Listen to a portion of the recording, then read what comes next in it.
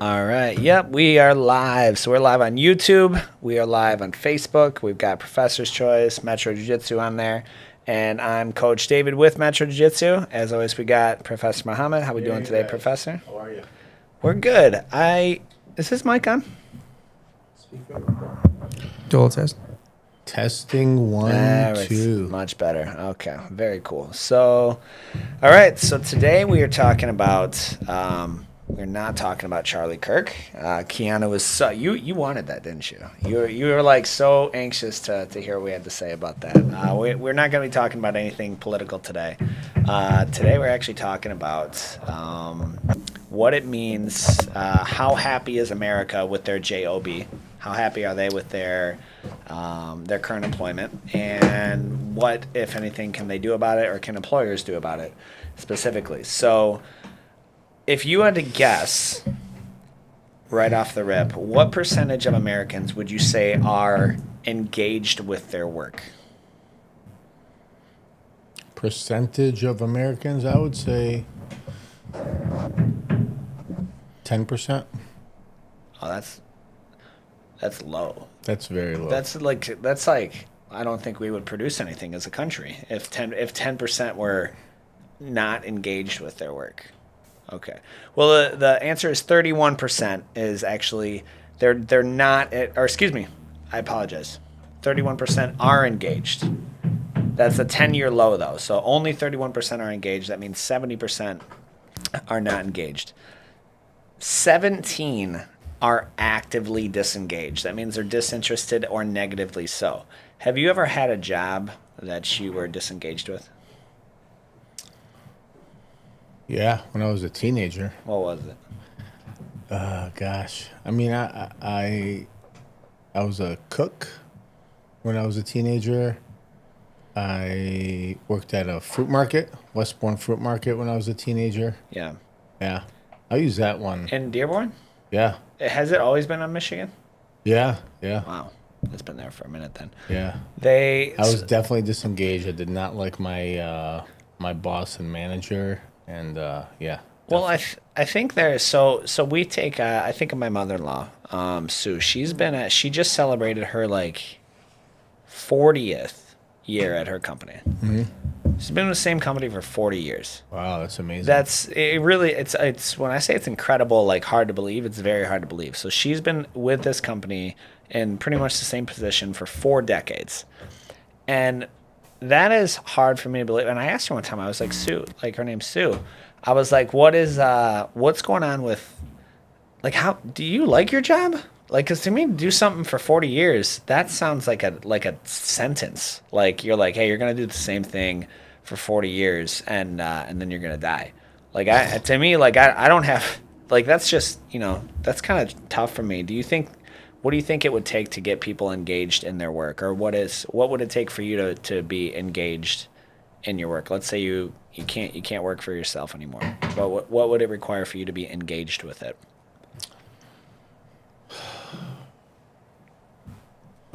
Probably I probably need to feel safe. I need to feel that my job is safe. I like a relaxed environment, a company that's established. Yeah, those are probably 2 big ones. Give me an example of an established company. Metro Jiu-Jitsu. Okay, so we're a very young company. Like by statistically, the odds of us failing in the next 5 years, the odds of us failing up until this point were astronomical. I want to say that 90% don't make it past the first 5 years, and then like of those left, an additional 70% won't make it past the 10th year. That's like small. I'm gonna fact check those, but like that's like small business administration numbers. I thought for sure you were gonna say Ford, and I was gonna ask about the big 3 layoffs in 2010. Yeah, I mean the big 3 is what comes to mind when you're talking about jobs in Michigan. Like they're like part of the foundation of the economy in Michigan. But, they have their own challenges with like interest rates. And, we were just talking the other day, the price of a mini truck, a Ford Ranger, they're starting out at like $40,000. Yeah, So which is, I don't know who's buying them, honestly. Like I'm not buying it like a for because there's so many other used vehicles out there, and I think that the cost of that is far surpasses it. So, but there are, even at those established companies, like there are people, they're disinterested in it. I've been reading a lot of classifieds lately, not classifieds, Reddits, from millennials, and they're like, they're enduring their day job just to fund their side hustle. So they're kind of silent quitting a little bit. What do you think? What do you think an employer would have to do to keep those guys? Like I said, at the leadership level within a company, there's a lot of things going on the backside that that the public and the consumers, customers, or clients, they don't see, and there's a lot of moving pieces to business. The deliverable product is most people have no idea what it takes to get there. They just see, the finished lunch presented on your plate.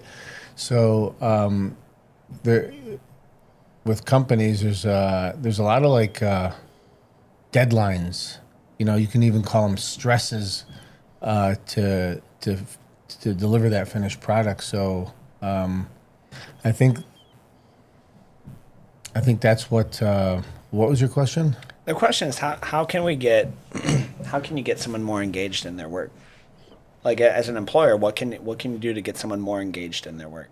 Because right now only 30% are. That means 7 out of 10 people on the payroll, they're not engaged with their work. Yeah. In fact, they're just kind of biding their time, collecting a paycheck, working their minimum 40 or 35 or whatever it is, so that they can either maybe do their own side hustle or build it up to something else. Mm-hmm. Or they're just not engaged. They're literally doing the minimum required to not get fired. I mean, I see it as like two parts. So if you look, we have urgent cares all over Southeast Michigan, right? We have We have a lot. Yeah, like do you hear what I hear on his mic? I think his mic just went out a little. Can you talk again for me? Testing 1 2. That microphone, for whatever reason, is giving us a huge static right now. Okay. I'm gonna have to swap over to this microphone. So I can move it over. Yeah. Let's go ahead and move. We'll make that change so you can relocate this one. I'm gonna swing. The camera's stuck on you right now. That's okay. I can talk. I know how to talk. So you were saying that there's a bunch of urgent cares in the area right now, Yeah. and so like when I talk to I can think of 2 family members as we speak, right? 2 family members. They are actively. Yeah, I got it. They're actively looking for different employment, and they work at a local professional company in Wyandotte, and they're actively looking for other employment. One of which I think finally did make a switch. She quit and bought something else or got into something else. But I don't know. Like, I don't know what it would take to get them engaged, because it always comes down to. I remember we hired a chick at summer camp, right? She had all the answers. And she quit. Ironically, she quit working for another summer camp. We really shouldn't have hired her. She quit working for another summer camp because of upper management. And then first or second weekend, she's like, well, upper management should be here. And we were doing the street fair thing. Remember, we were at the street fair, like doing like the $60 challenge, like actively promoting the business. And they're like, well, upper management should be here. By definition, like upper management is not like, they're not going to be boots on the ground. They've trained the other people to do so. She was just a walking liability. Again, poor hire on my part for hiring her.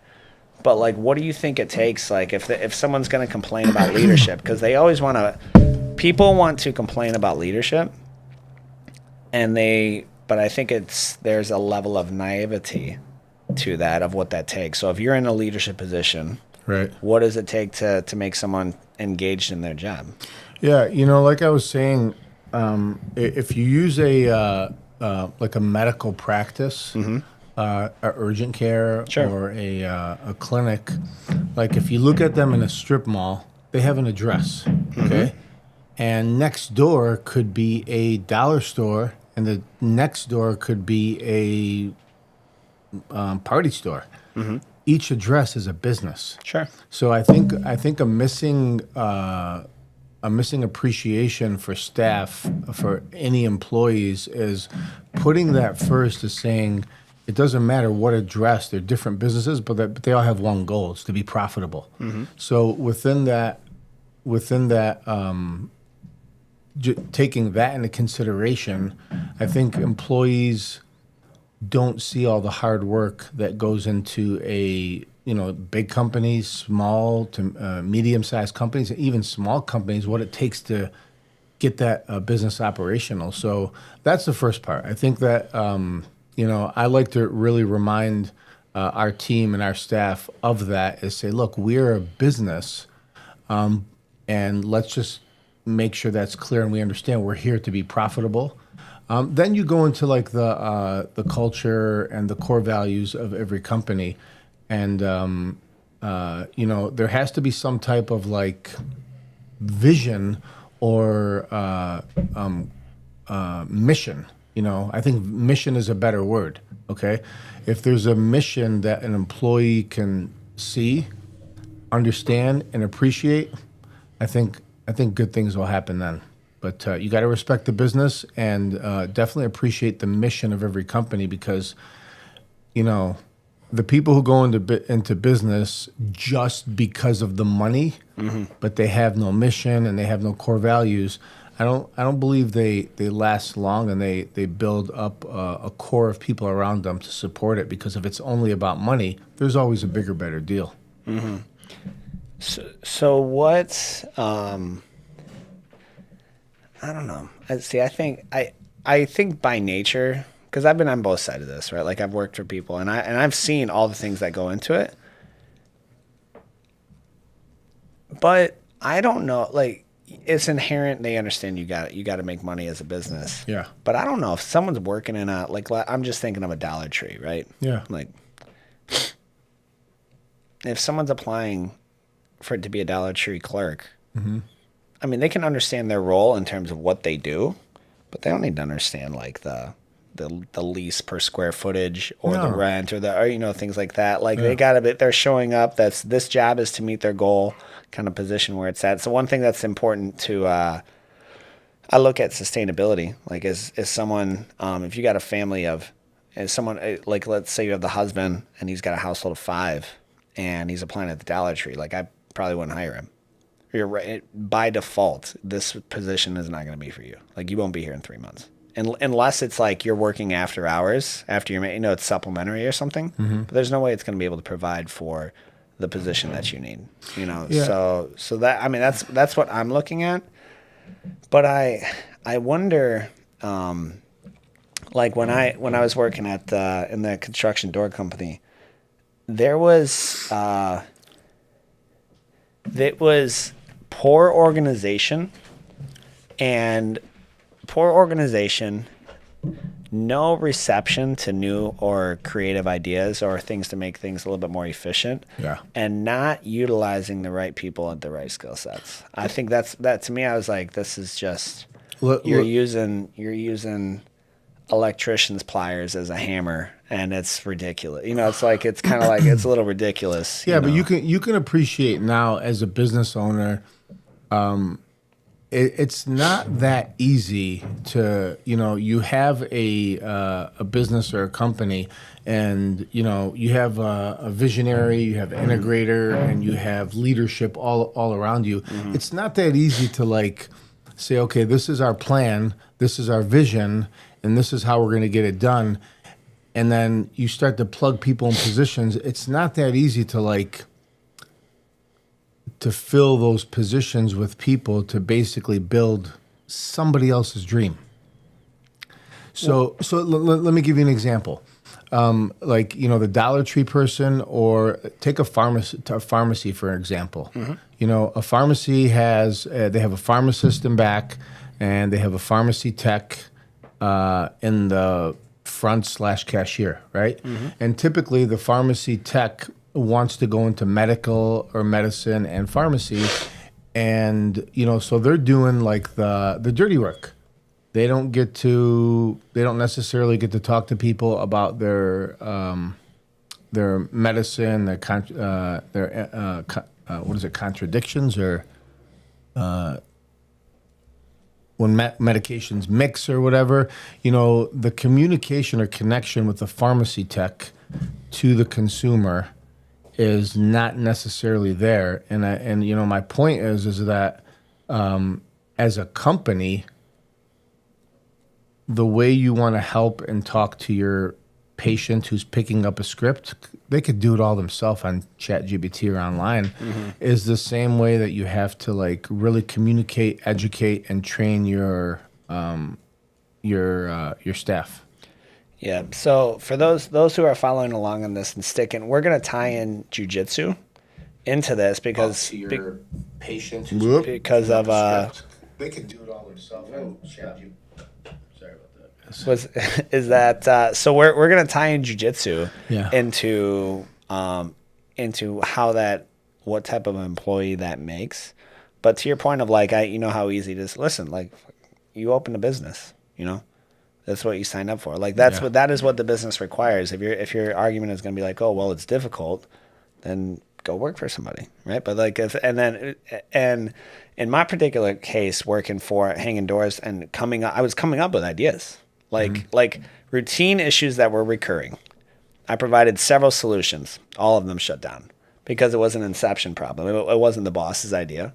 So I was like, couldn't be a fucking good idea. Couldn't be a good idea. Yeah. Like it's like, oh well, it's not, because he just wanted the like things to be his idea as opposed to just solving the problem. So like to me, like I'm like, well, all right, if that's not cool with you, then I just won't provide any more ideas because I'm not going to use my valuable brain power to come up with solutions, which they're going to be shut down anyway. So then I can just watch you drown and flounder.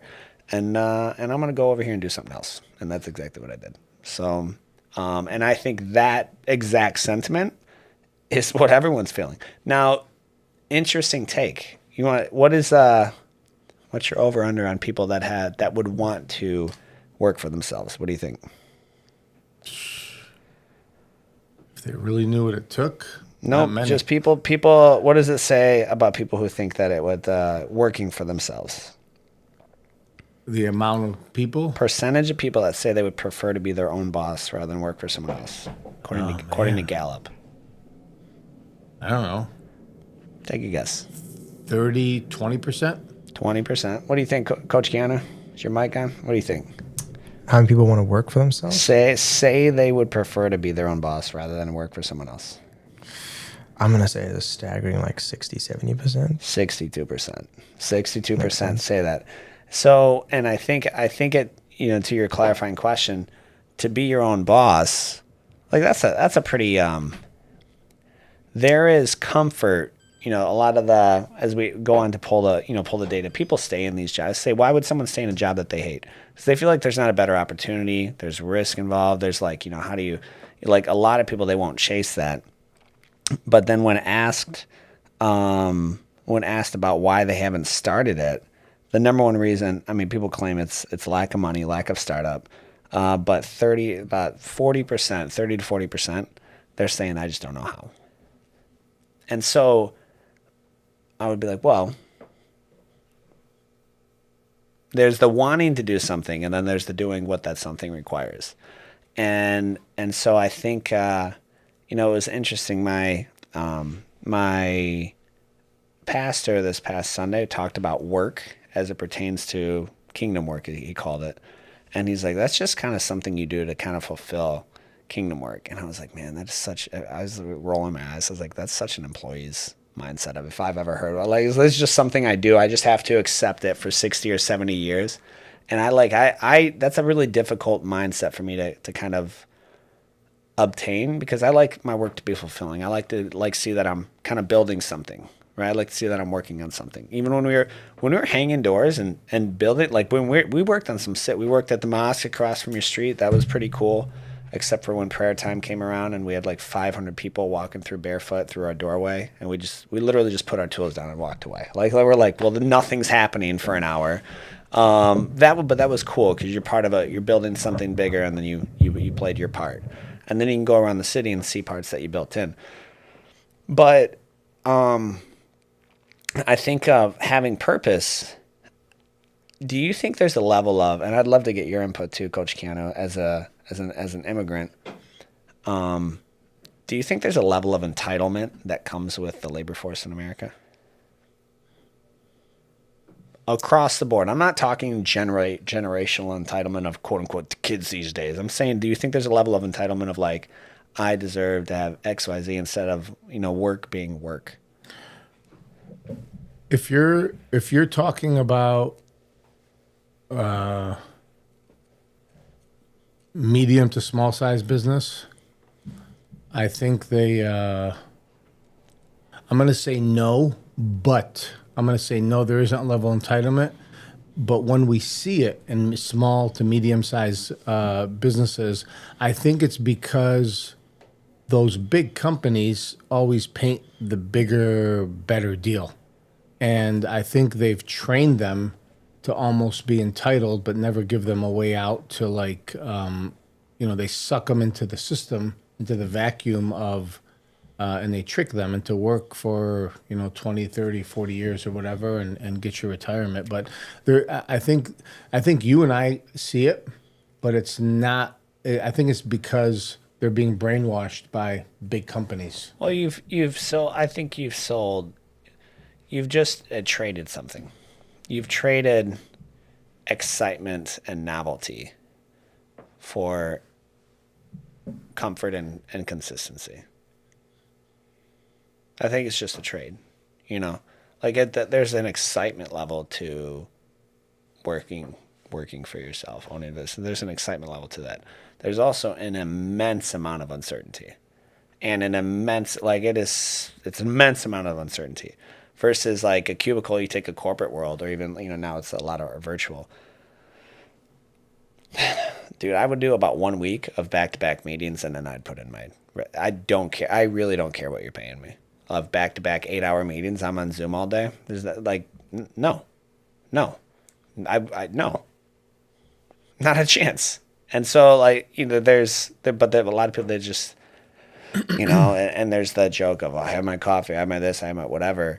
Even on Reddit, I thought it was interesting. They're like, they've got Zoom in one window and they're building their online business in another window. Like the three, but because they can do that. I mean, there's so much waste in corporate America, but you're selling your soul a little bit. Ridiculous. My opinion. Coach Keanu, how's the labor force from how long you been in America? Since November 2019. Long time. Yeah. 6 years roughly. Yeah, that's a long time. How's the labor force in America compared to South Africa? That's a tough question. I'm not quite sure what you mean by entitled. Like where I come from, if you don't graduate high school, it's like a death sentence. Like that's just the cultural attitude. If you don't get your high school diploma, there's just no hope for you whatsoever. Is that a reality? Well, in America, that's not the case. In South Africa. You will not get a job if you don't have if you don't graduate high school. I think there's a cultural stigma. So people just look down on you because like, oh, you just couldn't get that. And it's like the lowest bar of entry just to get that. But if you get that, it does open doors for you to get better opportunities. And there's a lot of places that just won't hire anyone without a high school diploma. Whereas when I moved to the States, it just doesn't seem to be the case. It seems like everyone talks like that's the case, but there's tons of jobs. It's not the case at all. Yeah, there's tons of jobs here in the United States that will hire people without high school diplomas, and they can actually work their way. Yeah. Case in point, I didn't finish high school because I missed 2 exams because of my visa. I had to leave South Africa, and I was there the whole school term, but I missed 2 exams, so they didn't pass me. And when I moved here, I was like, oh boy, we'll see what happens. But I went to work at a movie theater, and within 6 months, I was able to get promoted to manager, and then I was leading an entire department, and I was in charge of projection within like a year. Because it's performance. It's performance over pedigree. Well, that was my next point. Is if you approach a job like an opportunity, it changes everything. Yeah. And I think the mindset and psychology, regardless of where you are working, it's an opportunity to learn. and an opportunity to connect and meet with new people. I It wanna- does not matter any industry, and that's where the entitlement comes in because you're approaching it to get paid. Like, I'm here, so you owe me something. But if you approach it as an opportunity to connect and learn and educate yourself on whatever industry that is, I think that's where growth happens. So, and I do want to come back. I'm going to bring it back to Keanu here in a few, but let's inject jiu-jitsu, being that we're on the Metro Jiu-Jitsu podcast, right? What type of mentality? So it's an opportunity, right? We talk about when class showing up with intention. Yeah. So with each day showing up with intention, and I kind of live in like a nine. Personally, I live in like a 90-day window, right? A 90-day. Like if I inherently there are going to have to be things that there's going to days where you have to do things you don't want to do, right? Or things that more appropriately that you hate. Yeah.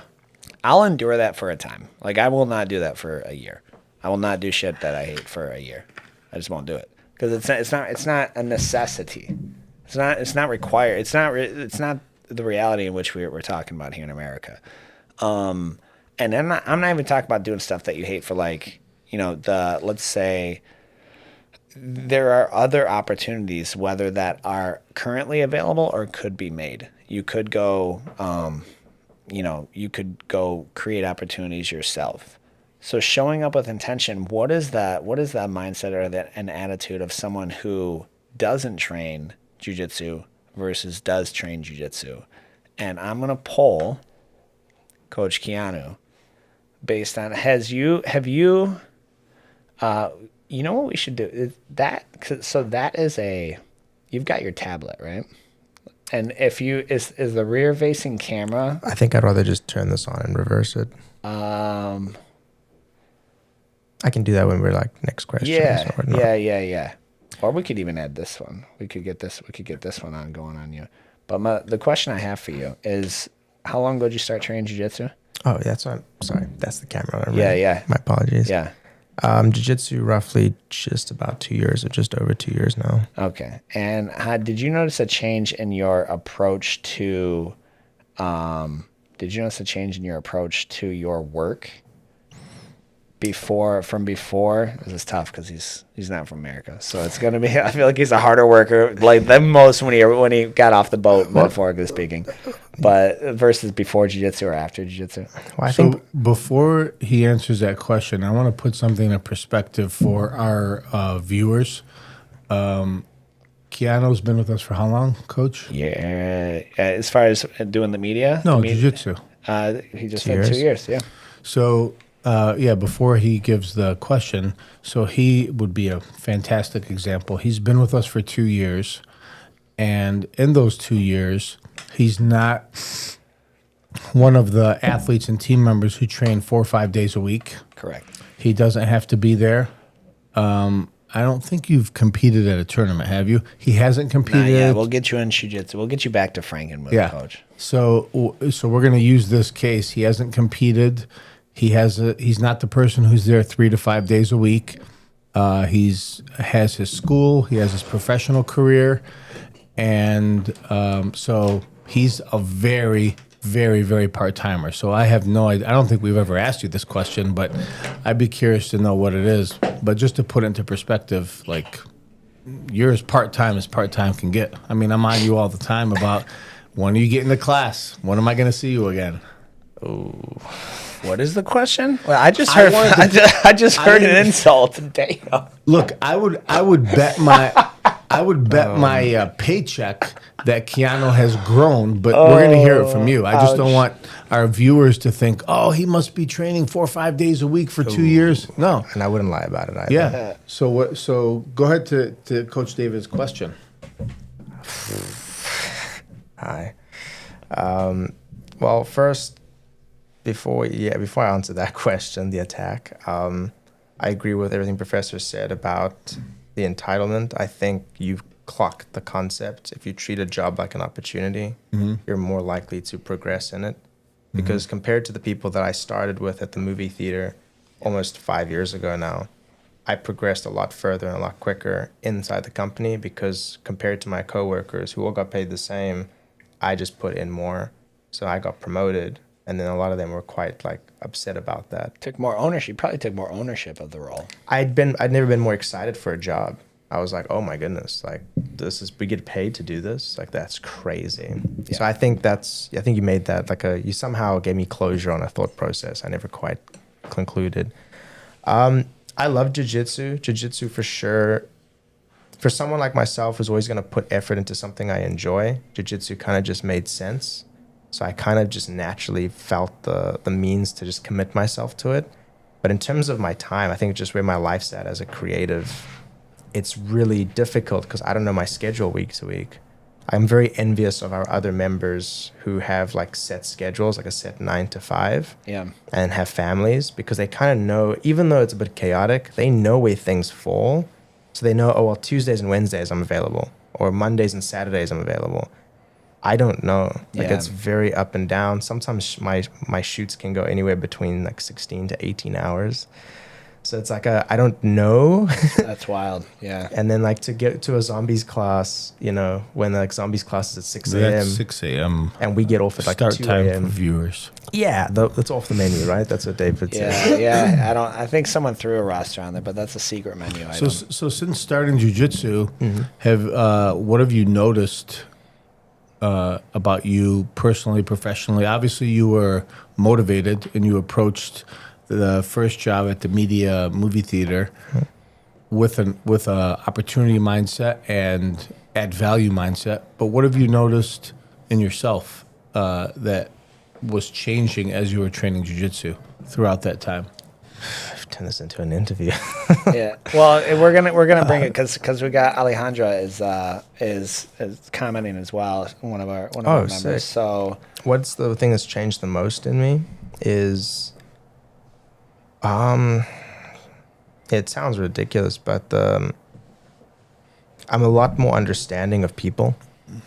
I'm a lot more patient with people than I used to be.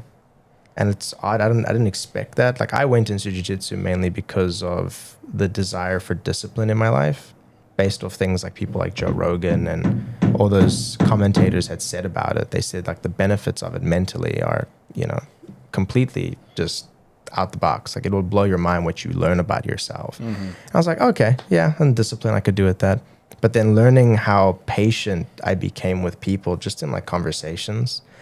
There's something beautiful about being in some sort of position where you're not comfortable and you just have to like go inside yourself a little bit and you just have to hyper focus on surviving.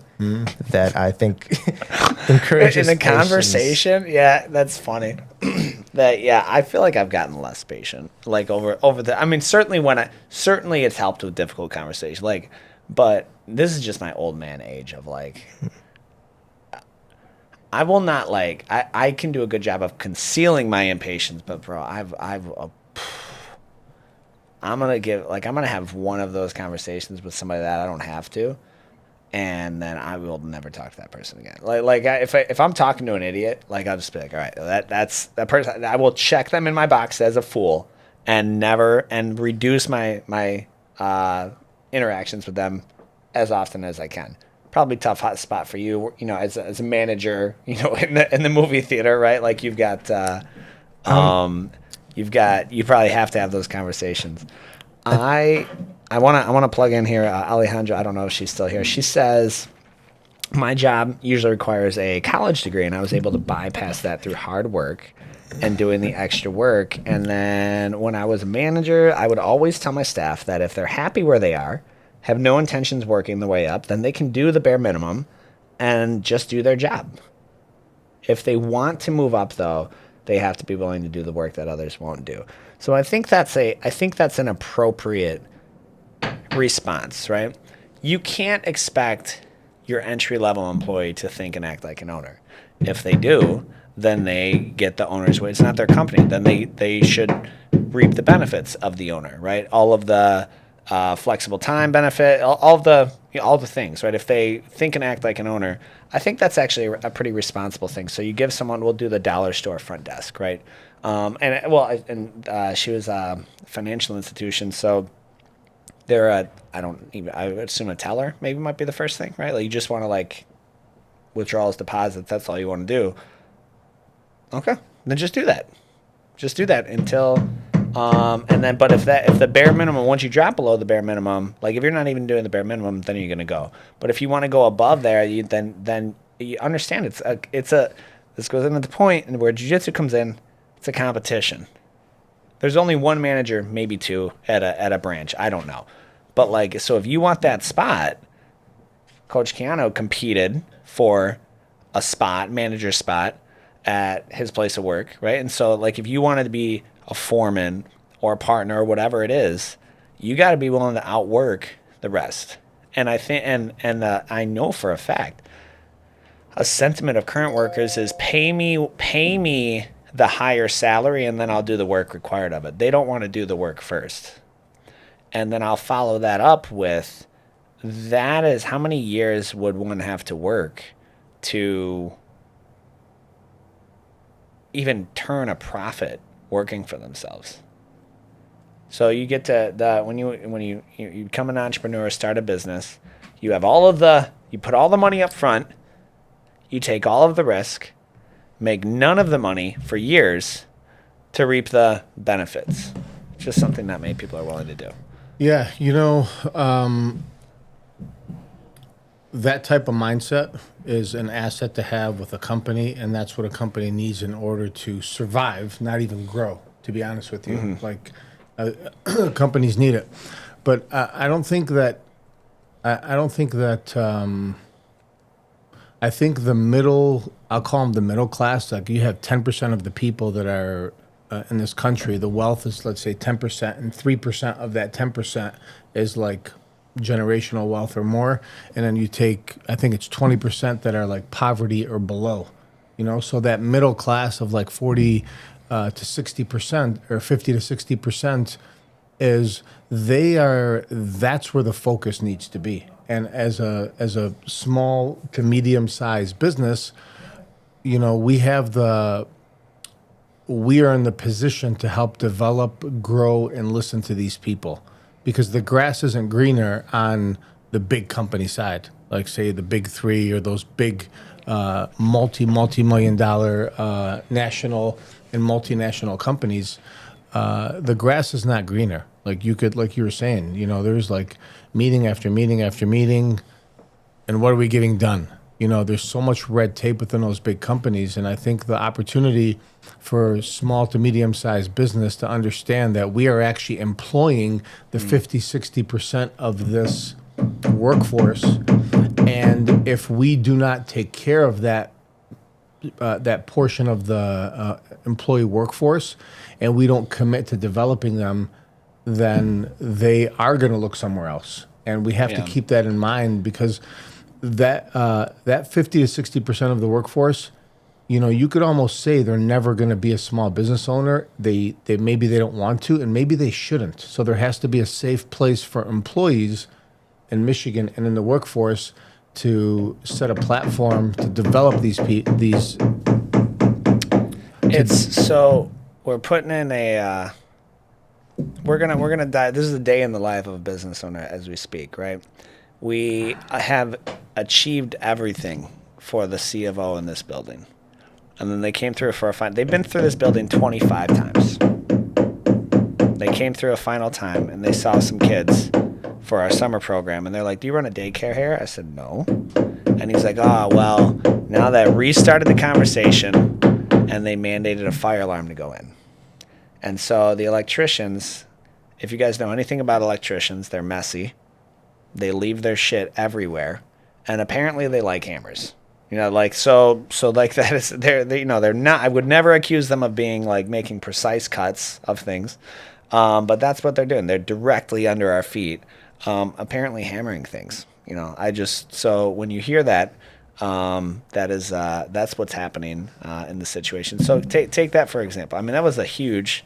I think it was that alarm's like $12,000 or something that the city mandated to. And look, they're keeping the kids safe. I don't care, but let me rephrase that. They're keeping the kids safe. Therefore, I don't care about the extra expense, right? So, but that is you have to be willing to kind of. those things like that and added costs and everything, like, because all the consumers and employees see are costs are going up, business owners are just charging us, they're just fattening their pockets. That's not the case. Grocery profits have never been lower, period. Oil profits not super great.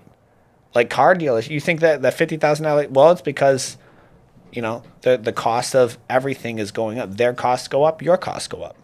And so to your point about empowering those people, I think every person, you need to know what each person wants in their business, what's important to them. I think of Coach Sarah, who's our summer director. She's actually, we got her coming. Her and a couple of the other directors are coming over. We're going to have a meeting at my place next week, or we're working around her schedule to plan for summer of 26, because she's so excited, and she takes a huge pay cut because she works in the school district. She gets assaulted every day, literally assaulted. She works with special needs kids, but special kids, they're like 17 years old and 220 pounds, something, and they're like just beating her, right? And but the money pays the bills. So she works. She has autonomy with the program that we give her. She takes ownership of it. I let her make a very large amount of decisions in her campus, and we show appreciation and recognition for her. And so that is what's important in her. It's not as much about the pay. It's about the recognition and what they get. And it depends on, some people they're like all about they're like, dude, I'll do whatever if the pay's there. Like I'll go the extra, I'll work the extra, I'll show up early, I'll stay late. Yeah. I'll do all those things. And so if the pay's there. Yeah, and it's funny because in the workforce, the first question is, well, what does it pay, right? And then they look at the job description and the responsibilities and the accountability, and then they say it's not worth it. So I think before the pay is even discussed with any company, you have to look at the job description and can you do it, or can you be coachable, or how do you feel of going through the process of getting trained on this position, this job description, and within the overall operations of a company. And so I think they put, the question shouldn't be what does it pay? The question should be, what is a job description? Tell me about it. Yeah. Tell me how work looks on a day-to-day activity, but a day-to-day basis. But to answer your question about like how does jiu-jitsu help the employee and what does it compare to, I would say we know jiu-jitsu is like chess, right? Jiu-jitsu is also like checkers. For a moment in time, you're kind of strategizing what you're going to do and what your partner's going to do. Jiu-jitsu is like Connect Four, where you drop those little things in there. For a moment in time, you're putting in those things and seeing what is your opponent thinking and what is what are you thinking, and are you trying to set him up? Does he see your setup? Jiu-jitsu is like Monopoly. You're playing with a group of people, and there's more bartering, trying to convince people, what to do or what not to do. But jiu-jitsu is just a game that taps into your brain to get it to start to think, to problem solve, and to think about your next steps. What are they doing? I mean, it's really just a game that stimulates your mind, and at the same time, getting you in shape. Helps critical thinking, problem solving. And it's just a game that stimulates your brain. And that's why, that's why we're nerds. That's why they call us nerds. Yeah. So I want to circle back to my conversation. Alejandro says, by the way, I started as a teller. Now I'm a business data analyst. Coach Keanu, when I say employee entitlement, I mean that they deserve it's the attitude or mindset that they deserve they deserve maximum reward for minimum effort. I showed up and I'm here built to your mention of quote unquote building someone else's dream. A strong business profit margin is 20%. It's like a strong business profit margin. And so some vary. If you're in a financial district, right, your profits are going to be a little bit higher. But like in a construction company, you're a million. You know, people see a $20,000 roof job, and the company is going to profit about four. But all the laborers see is that $20,000 job, right? And so the in turn they can't even begin to comprehend all of those bills coming in. And so I think that not all, but I think some of that entitlement is an attitude that is it's not across the board, but it certainly exists in America. Do you see that amongst your peers in South Africa? I guess you were young. I guess I didn't realize how young you were when you left South Africa. But do you see that in the peers of the workforce, or was that a sentiment that you saw? I know you said South Africa tends to mimic whatever America does. You know, whatever where is important to us at this time. You know, they kind of hop on that train. But what have you seen? I'd be curious to get that cultural experience. I mean, I started working when I was about 17. I started working at a DVD store in like my local neighborhood. What's a- 17? What's a I D- may what- have been. I what's think a- I was 16 actually. What's a DVD? You spoiled brat. What? 17 years old? Pretty old, I guess. What were you doing like 15, 16, 17? I'm just kidding, by the way, but Well, South Africa's a tough place to just find work in general. that's fair. And so to find a job at like my age, I mean, the story. Yeah, having an American tell a South African how spoiled No, he is. That was crazy. there That was no that was safaris where you can go wild. hunt That animals was and- madness. Kill lions and Well, tigers. no, and- the story of how I got my first job, essentially, just a speed recap before I answer Coach Fox's question, was I was making short films and I realized I had to like spend money on them. And I didn't feel comfortable going to my mom every time I needed to make a short film with my friends and ask for money. So I was like, I got to do something about this. And so I told my family one day that I was going to leave the house and I was going to find a job before the sun went down. And my aunt and my grandmother were having coffee in the kitchen. And I lived with my grandparents at the time. And they just laughed. Like they laughed. And I just walked out and I went and opened the gate and I left. And I could still hear them laughing in the kitchen. And then like hours went by and I walked around the entire neighborhood. I walked into stores that were owned by Pakistan guys, and I would ask if I could do anything, stock bread or anything, and they told me to get lost. I went into black salons and I was like, I'll like sweep up hair and like I'll learn how to weave. They were not That's interested. awesome. They told me to screw off as well. I walked into barber shops. I was like, I'll just sweep floors. Like I was just looking for something, right? I was about 16 at this time. Yeah, Okay, I 15, respect 16. that. Dude, if a 17-year-old walked into the gym and said this, like, I would make a position for them. Well, keep going. Keep going. They didn't. And then I was like, you know what? Like I went to restaurants, like anything in my neighborhood in like a walking distance I went to, because I also didn't have a car. So I was like, it's got to be within walking distance. So I just walked around. I couldn't find nothing. Pizzerias, sports places, and no one was interested. And I had like a whole speech that I wrote that morning, which was, hi, my name's Keanu. I'm a student. I'm looking for a part-time position just to get some experience and earn some money. That's kind of like, I practiced this and it wasn't working. Like no one wanted to listen to me, nobody.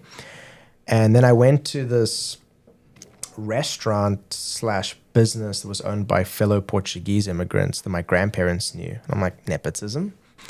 So I went there and I explained and they told me to get lost as well. And I was like, dude, this is like the worst. And the sun was going down. So I walked past this DVD store that I went to as a kid. And I was like, these DVDs are going out of business. Like no one's watching DVDs.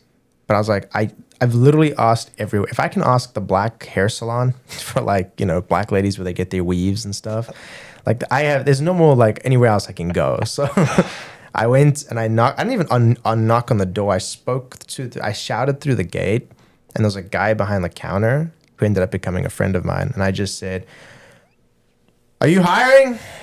And he went, "Yeah." And I went, there's no way.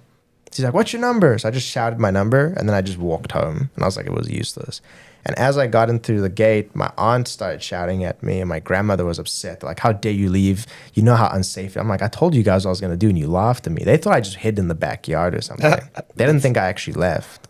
They thought you were being dramatic and you were just Yeah. going out. They were super stressed the whole time, and they're blowing up my phone, but I didn't notice.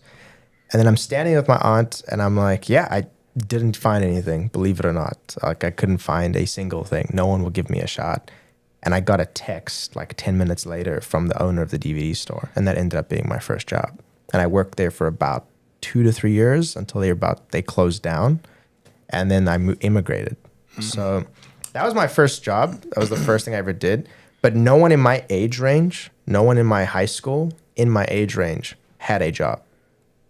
It was just like an impossibility. Unless you worked for your family, like part-time, if your family had a business, that was common. But it was just, it's not like here in the United States where when I was a manager at the movie theater, I mean, I don't work there anymore, but when I did, I had like an influx of 16, 17-year-olds constantly filling in applications. And none of that existed when I was a kid back in South Africa. You couldn't just have access to jobs like that. And also, like, there was a mall that had places you could work at, but I didn't have a car, and I didn't want to be relying on my parents to take me back and forth from my job. Sure. So I was like, it's my neighborhood or nothing. So like that's that's a problem. But then to answer David's question, yeah, in my time in South Africa, just because of the virtue of me being a step above, which sounds arrogant, but my classmates were always taken aback when they knew I was working. Like, how'd you find a job? Like, oh, that was yeah. By the way, this is Knock on doors. this is gonna blow your mind, Professor. How much do you think I got paid an hour in dollars? South Africa? I got paid in South African rands, but how much do you think it was in dollars? I don't know, a few dollars an hour. 90 cents. Wow, Coach David, you are very close. It was 72 cents an hour. I got paid 12 rand an hour. Wow. Which I didn't know was 12 cents until I moved to the States, and my stepbrother, he was like, how much did you get paid? And he ran the calculation. He's like, holy shit.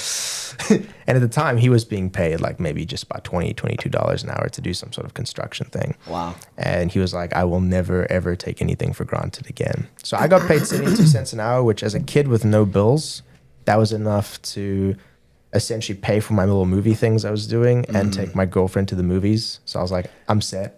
Well, I think even just my takeaway from that, there's several takeaways from that story, which I love stories like that, dude. Like I love stories like that. Is first thing I heard was I didn't feel comfortable asking my parents for money for your project. Like that's the first thing I heard. And that is the antithesis of entitled. Right? Like that is the exact opposite of an entitled attitude. The entitled be like, Mom, I want money, but Dad, I want to. Yeah, and then so now he's like, I get to go out and eat what I kill, effectively. If there's something, there's something.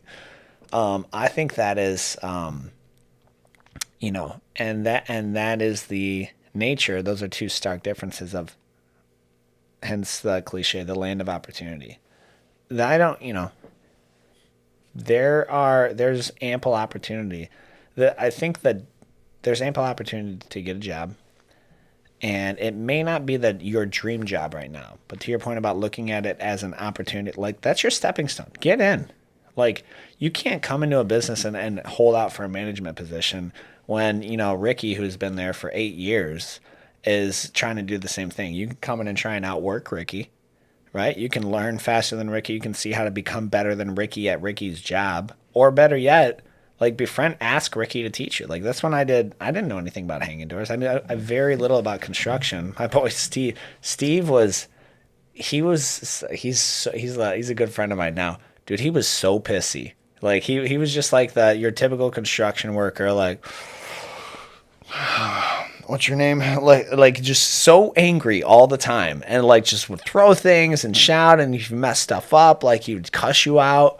And I was like, I'm gonna get in good with this dude. And so every morning I would have he always had some shit to say about Amanda would make me coffee, and it was like garbage. It was not good coffee, but it was coffee made at home. And he's like, oh, your wife made you coffee? I was like, yeah, she did. And then he smelled it one time. It was like peppermint or whatever. He's like, well, that smells like Christmas in a cup. And I was like, that's how I'm gonna get him, because he didn't have coffee, and so every morning I would make him the same coffee, and he's like, "What do we have today?" And like that was all it took, and then he just like took me under his wing, and then Cup of coffee. Yeah, fast forward, he was he was here leading the crew when they put that egress window in, and so he and I were talking shit. But it's an opportunity, right? Like, and if you look at it, you have to, you can be like, oh, well, this is, it's not fair. The Mega Millions, the 1%, the whatever. You'd be like, hey, listen, I'm gonna make of this what I can. And even if I have to work this 40-hour job and then get a 30-hour side hustle, like that's what I'm gonna do. Or take it if there's overtime, great, take overtime, or find another way. The concept of adding value to the marketplace, it's a requirement of every business owner. It's a requirement. The second you stop adding value to the marketplace and listening to the marketplace of what they want, think of Blockbuster, you will go under. You will have no more business. I agree, and I think employers, and so I'm going to talk to small and medium-sized companies with like under 200 employees. I think they have to add value to their staff. And so one of my kids, I was talking to them, and they wanted to go work for somebody else, right? And obviously, I wanted them in the family business. I'd love to go to work and see my friends and family every day at work. And they were like, "No, I want to go work for somebody else. I don't want to work for you." And I essentially told them, I said, "Listen, if you go to work for somebody else, you're gonna go and say, 'Hey, I want a job. I want to save money because I want to buy a car,' or something like that." And I said, "You are gonna be that employer's bitch." All right. So that's just how it's going to work. So they're going to give you the dirtiest job and the lowest level, and what usually happens is they're not they want to kind of keep you in that position so you can do that cleanup type work, whatever industry we're talking about. So I said, at your job, if you don't work for me, you're going to make mistakes. You're going to lose customers. You're going to lose business. You're going to contribute to accidents happening. It happens to everybody. You cannot stop it. So, so the culture that we try to have at work at Metro Jiu-Jitsu is just the opposite. And I told my, one of my children, I said, "Listen, you're going to make those same mistakes with me. You're going to make those same mistakes. We're probably going to lose customers or accounts, or stuff is going to slip through the cracks. And those same mistakes you're going to make with me, you're definitely going to make them somewhere else. But this is a safe spot. And it's not just because you're my son or you're my daughter. It's because we have a culture of training people, giving them the platform to like shine, to make mistakes, and the autonomy to make decisions. And typically when they do make those decisions, a lot of times they're going to be wrong. And in the workforce, those incorrect decisions and the job performance is based on right now. It's not based on where you started and where you've gone. So I would say to those small and medium-sized businesses is, if you look at your, an employee's like, "You know what? I think this job will be good for me." Employee, "I think this job will be good for me because it'll help my career, and I think it'll help me move to the next phase of my career." And typically that's all we hear. What's in it for them? And if you're hearing that, you don't know, they just not smart enough and experienced enough to know that you need to approach a job to add value to the employer.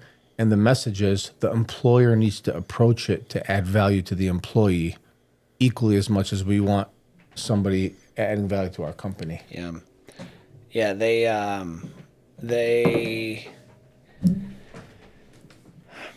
Jiu-Jitsu people, they're certainly easier to get along with without question. Sure. For the most part, I mean, they're not, you're not going to see a jiu-jitsu guy blow a gasket usually. Again, there's outliers all the time, but you're not going to just see them blow a gasket. And so that cool, calm composure is. But that's I hate to interrupt you, but that's what I meant by patience. Patience. So before you would get like really angry? No, I'm a very calm person in general. Yeah. But jiu-jitsu gave me a reason to justify that. I see. Yeah. Like I don't usually blow. I mean, I'm very patient now with even like conversations where I'm like, this person's probably wasting my time. Yeah. I'm like, when you do jiu-jitsu and you know where like everything can go if everything goes wrong. Yeah. it just leads to violence. Yeah. You're like, I'm just gonna do my Exact- best to participate in peace. Exactly. And Yeah. that's the mindset I've carried now. Exactly. Yeah. Yeah. If this escalates, if this goes, everything goes wrong, and then like, we're laying hands on each other, like I'm still really good. Like I'm still okay. You know, I feel good about this. So, so I have a, let's see, final question that we've got, because I know we have, last podcast really ran over, and I want to respect, kind of respect our time limits that we've set here. Is what would you, if you had no other resume, and someone doesn't have a college degree, but they've got a jiu-jitsu purple belt versus someone else with similar accolades, but they have no jiu-jitsu training and a college degree, how do you value those two resumes? It's a hyper-biased question, but how do you value those two resumes? So, a jiu-jitsu purple belt, you could argue once you get there, it's essentially a matter of time before you become a black belt. So the longer that you're training, a jiu-jitsu purple belt could have been training for 5 to 7 years up until that point. Sure. Yeah. And that's 5 of 7 years of showing commitment, consistency, participation. It could be coaching. Like, you think about that. It takes 15 years, 10 to 15 years to become a black belt. And when you say the word purple belt, you essentially, it's just a matter of time putting in, refining just a few things to become a black belt. So if I had a jiu-jitsu purple belt, like, it's like saying, what kind of car do you drive? Well, I drive a Maserati. What? You know, a jiu-jitsu purple belt is a big, big deal. So that would carry so much weight. And just the experience. More than a bachelor's degree? Oh my gosh, not even close. Yeah. Not even close. I would want to meet this person. They're not common. Yeah. Yeah. They're not. Yeah, they. I will say that's rare to have something like that. As far as a purple belt looking for work, because they're gonna go out and get something. They're gonna go out and hunt like Coach Keanu did. Yeah. They're gonna go out and hunt like, and just find what, they know what they want, and they're willing to do the work to get it. And you know what? A good portion of the time. Jiu-jitsu purple, I don't know how it was when you were purple belt, but that was one of, and I was talking to our students the other day, I was so hungry as really a purple rare, belt. really rare. Man, I was hungry. I was hungry in everything in my life that I was doing. Yeah. And I was just, like, I felt like I finally was giving power. Purple was tricky because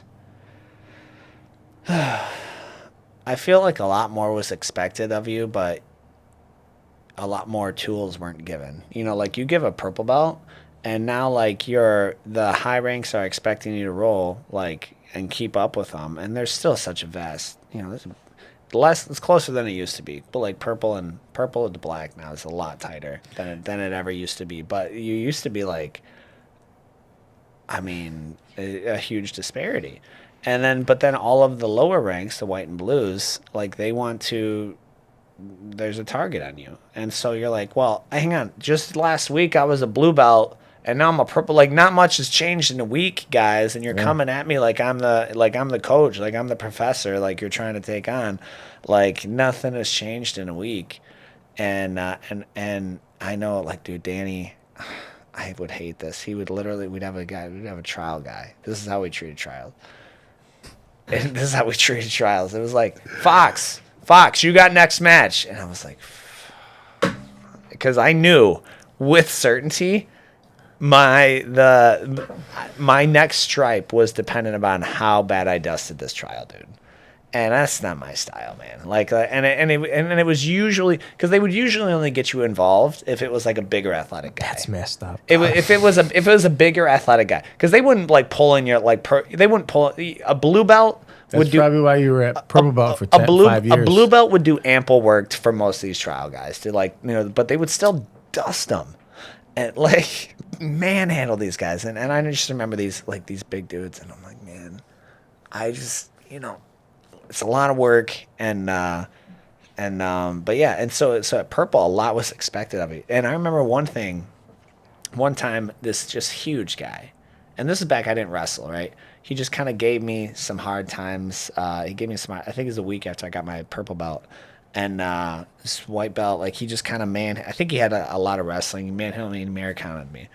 And just this huge dude. And you remember Evan, what was his name? Man, what an angry dude. Evan, what was it? Saneki? Evan, who drove the motorcycle, black hair, Yeah, whatever. tattoos, was Yeah, in I the mean Evan. military, He yeah. kind of looks like the Winter Soldier a little bit, just like super angry guy. Yeah. Bilecki or something. I don't know. He's like, way to go, fight. He effectively called me an embarrassment to the team. Right? He's like, that's how you just got purple a week ago, and that's how you handle against white belts. And this was like a freaking huge wrestling white belt, which is I started wrestling shortly after. But and I was like, But he made it to blue or purple, right? Or no? Evan. Yeah. I did. I saw him get his brown. He's probably black now. Like, Okay. yeah. I doubt it. Oh, dude, he was tough. That's what made it so. That's what made it so difficult, because he was an asshole, but he was really good. Like, so he's an asshole who could beat you up, which makes I think that makes the situation worse. It's one thing if someone's like, if they're a jerk and you're like, dude, get out of here. Like, I'll bust you up. That was not the case. Like Evan, I don't know how we do now. I mean, dude, he was tough for me. He was really tough. No, for me. he was tough. I remember rolling with him. Very but tough. That's, How'd you do against him? He did. I did not do well, like at all. But he's way he more started physical. before us, didn't he? I don't know where he came from, but he like transplanted. Yeah, I don't know where he came from, but he transplanted and He was not a white belt. No. Yeah. He didn't come up there white belt. Okay, No, yeah. he transplanted from. I think he's like from New York or something. But he Yeah. was super just mad, Yeah. and I think he served and probably had PTSD. And, I think he did. yeah, so like I'm giving him some grace, but like he was tough, man, and he was like relentless. Like every match was like, I'm just gonna try and survive and not get injured with this match, But that was what purple belt took at the time. So we're gonna go ahead, and we don't have any more comments. Where do you normally check for comments, Coach Keanu? Do we see any?